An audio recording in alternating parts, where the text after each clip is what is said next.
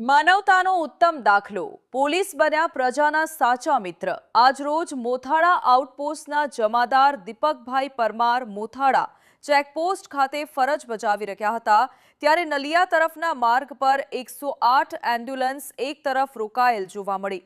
તપાસ કરતા જાણવા મળ્યું કે એમ્બ્યુલન્સનું પાછળનું ટાયર ફાટી ગયું હતું અને અંદર એક મહિલા પ્રસૂતિના અસહ્ય દુખાવાથી પીડાતી હતી।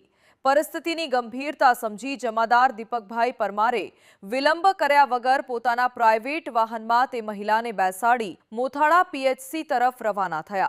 ચેકપોસ્ટ પર હાજર જીઆરડી રવિભાઈ મહેશ્વરીએ તાત્કાલિક હોસ્પિટલના ડોક્ટરને જાણ કરી બહાર સ્ટ્રેચર તૈયાર રાખવાની વ્યવસ્થા કરી।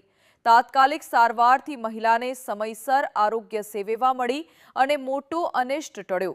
આ ઘટનાએ પોલીસ પ્રજાનો મિત્ર શબ્દને સાર્થક કરી બતાવ્યો છે।